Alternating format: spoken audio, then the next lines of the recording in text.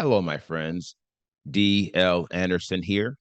Welcome back to Transformation by Truth podcast as we share the truth concerning these last days and what you must do to save yourself from the violent times that are just ahead. Today's podcast is a word of truth accounting of the end times. The end is coming. The end is near. Today's podcast is entitled End Times 262, The Law We Are to Keep, Part 2. The podcast objectives are analyze the importance of knowing what obtaining the seal of Elohim entails, analyze the second half of the equation of sin, analyze how the Torah of perfection is within the spirit of the law, and analyze the moral law we are to keep in these last days. This lesson contains timelines and other visuals.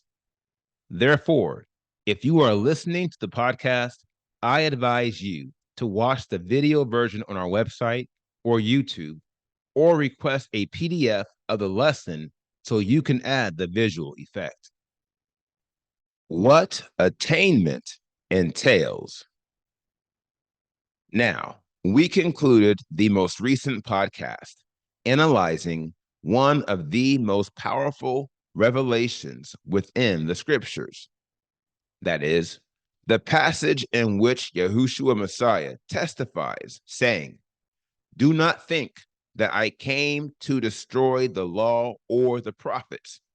I did not come to destroy, but to fulfill."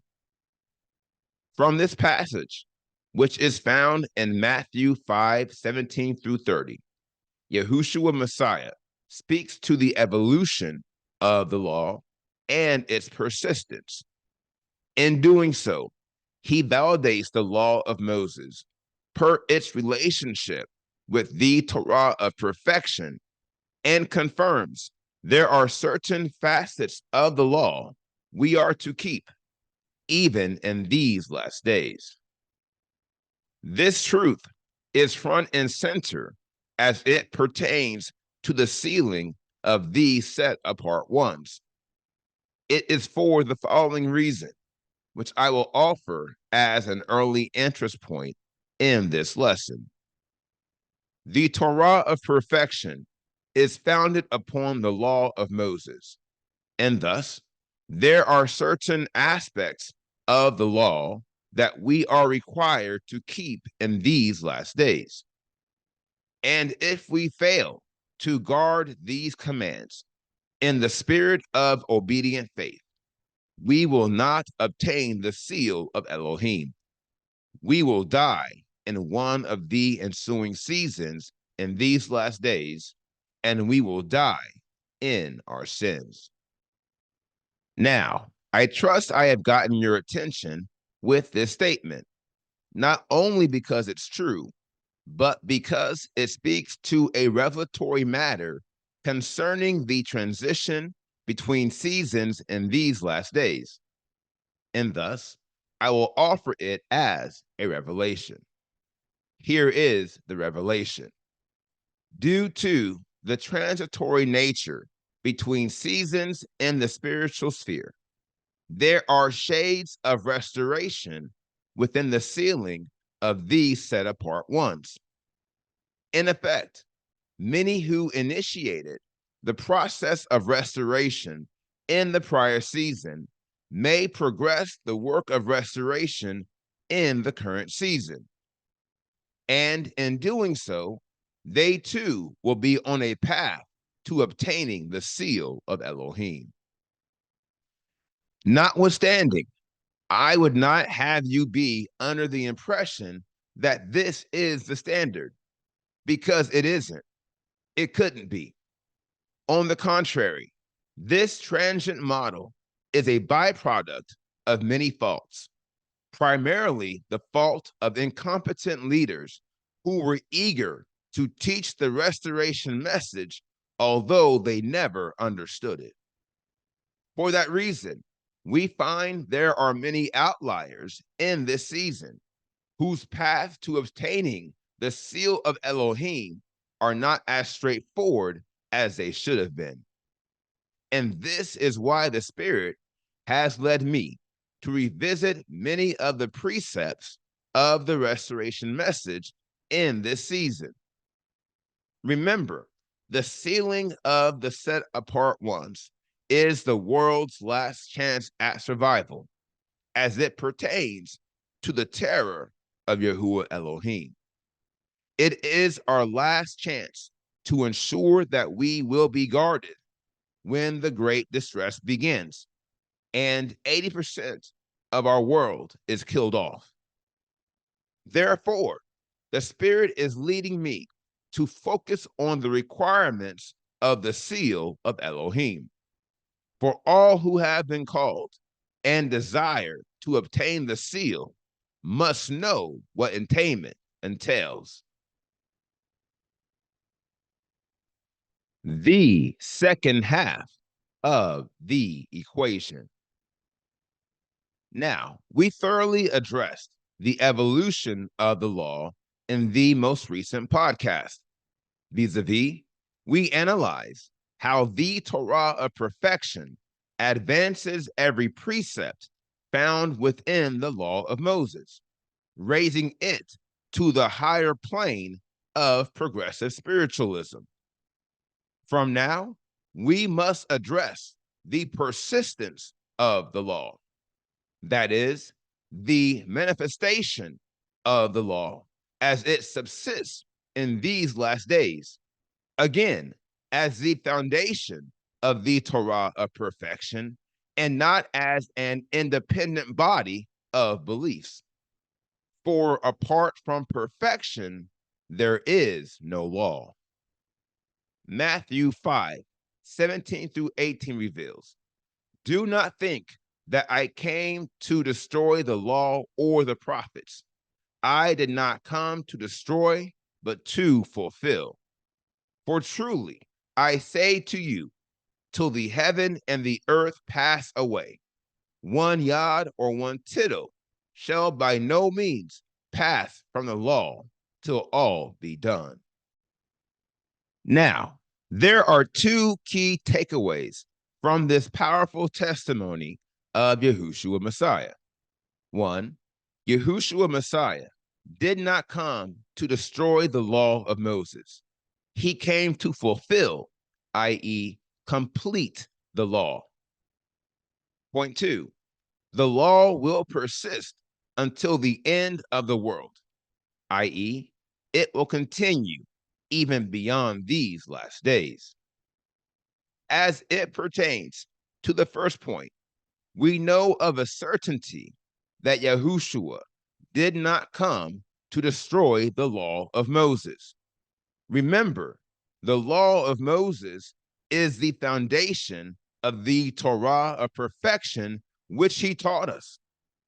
How then could he possibly destroy the foundation of his own doctrine? It is impossible. It is nonsense. Listen to him.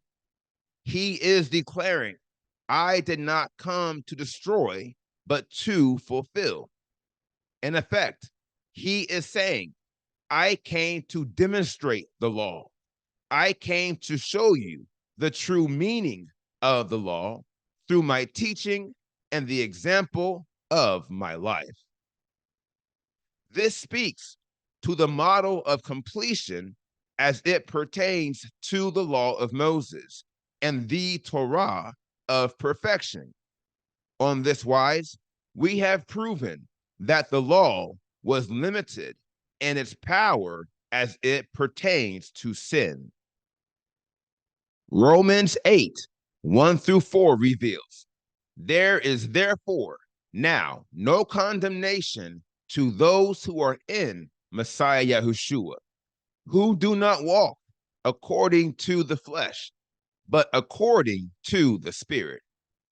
For the Torah of the Spirit of the life in Messiah Yahushua has set me free from the law of sin and of death. For the law, being powerless and that it was weak through the flesh, Elohim, having sent his own son in the likeness of flesh of sin, and concerning sin, condemned sin in the flesh, so that the righteousness of the law should be completed in us, who do not walk according to the flesh, but according to the Spirit. Lo, this passage proves that the law was powerless as it pertains to sin, for it was made weak through the flesh. Therefore, we came to the following conclusion that I will offer as a key inflection point in this lesson.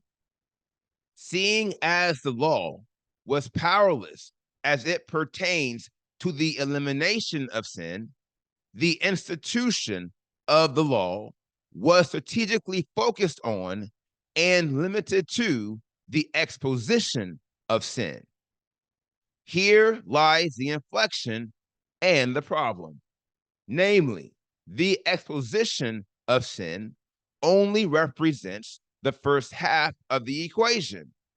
For where there is no knowledge, there can be no sin with regards to the illicit act. This is precisely why Yahushua Messiah confirmed that he had come to fulfill the law. By his teaching and with his life, he addressed the second half of the equation by opening the door to our victory over sin. Lo, this is the Torah of perfection, which Shaul appropriately labels as the Torah of the Spirit and the Torah of freedom. For it is by the teaching and life of Yahushua Messiah that we have the Spirit, and by the Spirit we are made free. On this wise, we find Shaul declaring, the Torah of the Spirit of the life in Messiah Yahushua has set me free from the law of sin and of death. Thus, what the law could not do, the Torah of perfection will do if we walk according to the Spirit. Listen to Shaul as he is declaring the righteousness of the law should be completed in us who do not walk according to the flesh, but according to the Spirit.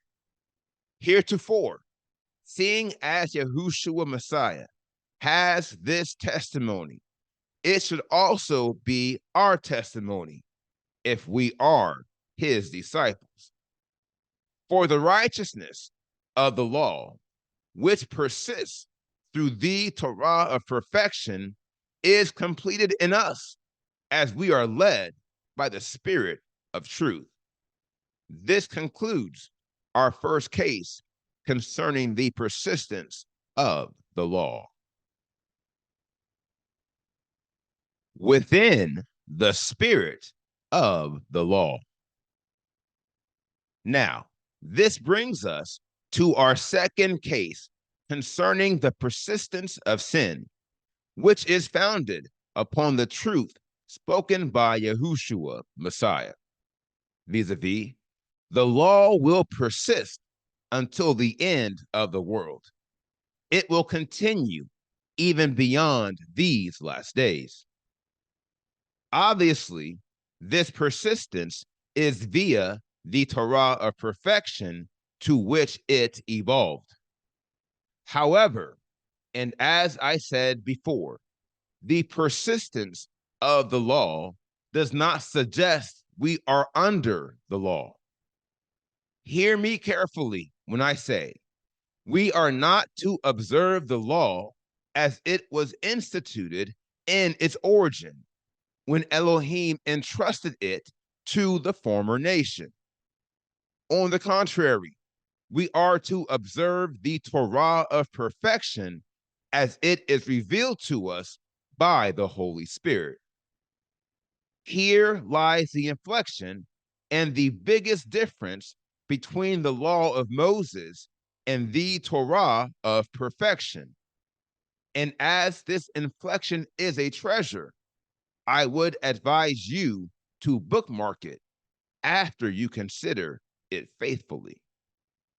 Unlike the law of Moses, which was static and directly tied to the times, seasons, and places of the former nation, the Torah of perfection is dynamic and it is reflective of the times, seasons, and places of every member of the renewed nation of Israel. Now, there are many treasures within this inflection point, and we will analyze many of them throughout this end time series as it pertains to the persistence of the law. We must understand how the Torah is not confined to an exhaustive list of do's and don'ts.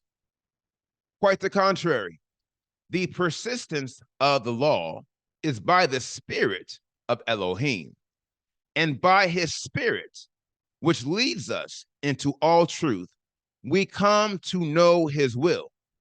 And this, my friends, is how the law persists. For whatever the Spirit reveals to us is true. This truth becomes the law. No doubt, this speaks to the dynamic, evolutionary facet of the Father's will that is unique for every individual. However, there is another facet of the Father's will that is not unique. Rather, it is made up of universal requirements we must all follow. Case in point, the 10 Commandments. As I mentioned in the prior podcast, we are to guard the 10 Commandments even in these last days. This truth represents another critical aspect of the persistence of the law. Nevertheless, there are certain edicts within the law that we are not to keep. And yet, the law persists because in each and every case, the corresponding precepts of the law were upgraded by Yahushua Messiah.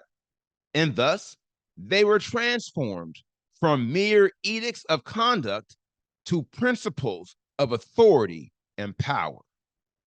Now, it is important that you appreciate how the spirit of the law was not lost in translation. That is to say, the spirit of the law is manifested in each case. A precept of the law was upgraded and then engrafted into the Torah of perfection. Case in point, the law of Moses teaches us not to commit adultery. The Torah of perfection expounds upon that precept, commanding us not to even look upon a woman to lust after her. Do you see how the command against lust is in the same spirit of the command against adultery? With great wisdom, all the precepts of the law were upgraded in a similar manner. And this is one of the ways in which Yahushua Messiah fulfilled the law. For the Torah of perfection in its entirety is within the spirit of the law. A clear path to pursuing peace. Now, the question many are likely asking is, how do we know which precepts of the law should be followed in these last days? That, my friends, is the question, and we will address it in the final section in this podcast. Let's get after it. First and foremost, you must appreciate how it is no longer a matter of following the law of Moses.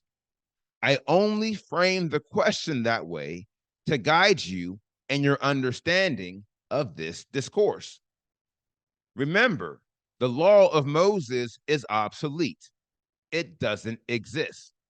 And all who are attempting to follow it per its former institution, placing themselves under the law, are in a spiritual state of limbo, and they will reap all the applicable curses. That being said, the question we should chiefly entertain is most certainly this: which precepts of the law of Moses are within the scope of the Torah of perfection and yet were never upgraded? That, my friends, is how we should frame the question. Now, we have already begun to answer this question by submitting the 10 Commandments. What I find fascinating is that most believers follow 9 of the 10 Commandments religiously without even breaking a sweat, so to speak. The one that most do not follow is the command to guard the Sabbath day. For many of us, this fault stems from our prior lives within the church circuit.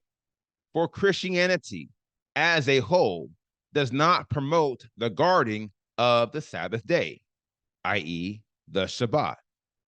And yet, this is a key precept within the Torah of perfection. My dear friends, allow me to be very clear on this matter. We are to guard the Shabbat. We are to keep this day set apart. And we are to observe all the precepts upon this special day. All who fail to do so are not only lawbreakers singly in this transgression, my dear friends, in their sacrilegious defiance to the Most High Yahuwah, they are violating the entirety of the Torah. For if we are guilty in one area of the Torah, we are guilty in all. James 2:8-12 reveals, if you truly accomplish the sovereign law according to the scripture, you shall love your neighbor as yourself, you do well. But if you show partiality, you commit sin, being found guilty by the Torah as transgressors. For whoever shall guard all the Torah and yet stumble in one point, he is guilty of all. For he who said, do not commit adultery, also said, do not murder. Now, if you do not commit adultery, but you do murder, you have become a transgressor of Torah. So speak and so do as those who are to be judged by the Torah of freedom. Now, this passage not only speaks to the 10 Commandments, but it also speaks to the full breadth of the Torah of perfection, which James on this occasion calls the Torah of freedom. And he makes it clear to all that we are to be judged by this Torah. Therefore, we must continue our analysis and come to know all the Torah of freedom entails. For look, we have been warned and cannot deny. Our failure to guard even one precept will cause us to be guilty in all, and we will surely die. On this wise, all who covet are murderers, and all who break the Sabbath day, choosing to work on this set apart day, when Yahuwah Elohim has commanded us to rest. You are adulterers, liars, and thieves. This is the beginning of the Torah of freedom. In addition to the 10 commandments, the Torah of freedom includes all the moral precepts of the law, i.e., the moral law. These are edicts of conduct that govern primarily how we are to engage our fellow man. When Yahushua, Messiah, testified that he had come to fulfill the law, he was largely referring to the moral law.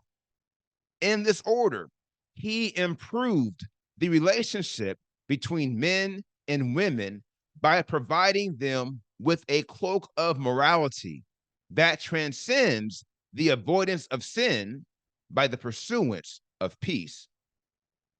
This is crucial because there is no division within the invisible assembly of Yahushua Messiah. And thus, it is not enough that each member overcomes sin in their lives. On the rather, we must learn to be at peace with each other, and thus we are commanded to pursue it. Psalm 34, 13 through 14 reads, "Keep your tongue from evil and your lips from speaking deceit. Turn away from evil and do good. Seek peace and pursue it." Hebrews 12, 14 through 16. "Follow peace with all men and pursue holiness, without which no one shall see the master. See to it that no one falls short of the favor of Elohim, that no root of bitterness springing up causes trouble, by which many become defiled, lest there be anyone who whores or a profane one like Esau." Awesomely, through Yahushua's fulfillment of the moral law, we have a clear path to the pursuing of peace. And should we follow it, we will find ourselves within the renewed nation of Israel. All peacemakers will have a front row seat. Now, here is the final word. If we sin once, we sin in all, and set ourselves up before a fall. Lo, this is the persistence of the law, and why Elohim did not abandon it. Rather, he incorporated it into the Torah of perfection, the doctrine of his only brought forth Son. And thus, we must continue to advance our understanding of the law we are to keep. We should start with a foundation of morality and a never-ending pursuit of peace. Now, here is what's next. We completed today's podcast, End Times 262, The Law We Are to Keep, Part 2. And the next podcast is entitled End Times 263, The Law We Are to Keep, Part 3. I will post this podcast on Monday, March 4th, 2024. Until then, my friends, continue to be led by the Spirit of Elohim. Continue to watch, continue to pray, continue in fasting, and most of all, continue to be focused, for the end is coming. The end is near.